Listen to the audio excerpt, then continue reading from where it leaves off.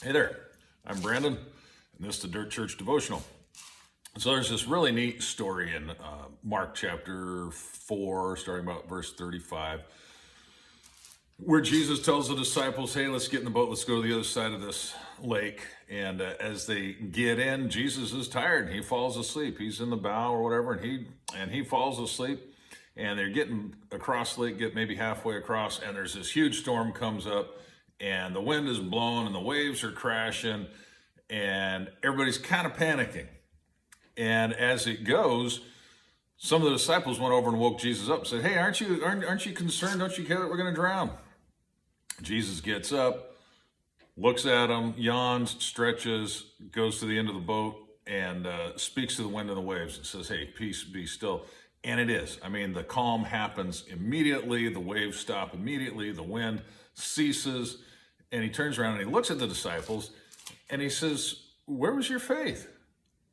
All right. And that's a great story. And I've heard a lot of sermons about, you know what, Jesus said, let's go to the other side. And when he says, let's go, you're going to go. And if he says, we're going to get to the other side, you're going to get to the other side. And I've heard, great messages about having our faith in God and really keeping our focus on Jesus. And those are all fantastic. But I was just thinking about this the other day, and bear with me. What about Jesus' faith? What was his faith in on that day? Now, understand, he was tired. He got in the boat and he laid down to go to sleep.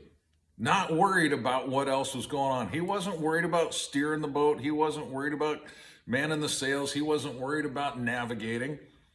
He laid down and went to sleep. And I know that there's somebody who say, well, Jesus was God, and so he knew what was going to happen. And let's not get over spiritual on it. And there's some that are going to say, well, Jesus, he knows that God's going to get him through, and he knows his Father's watching. Let's not get over spiritual about this.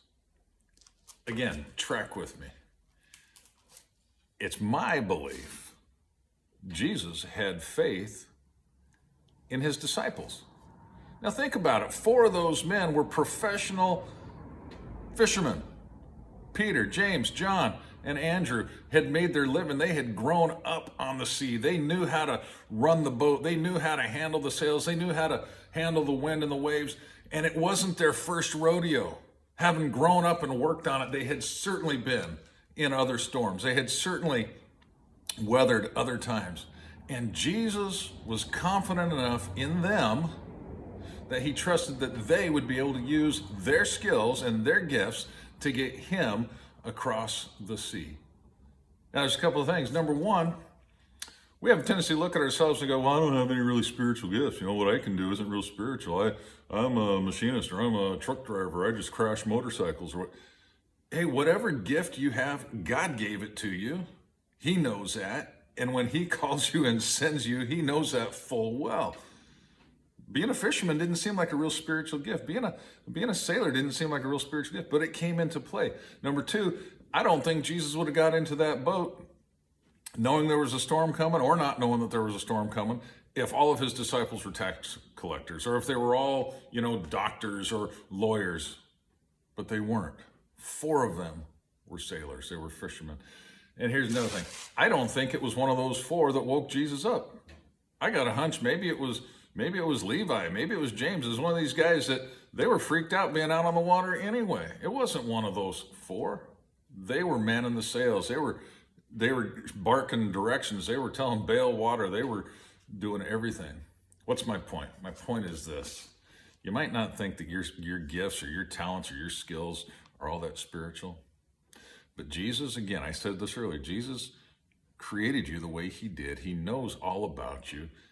And he has faith in you to do what you can to accomplish what he has called you to do. So here's an idea. Have a little faith in yourself, have a lot of faith in God, and step out and exercise that faith, because faith is a verb. Chew on that. Talk to you next time.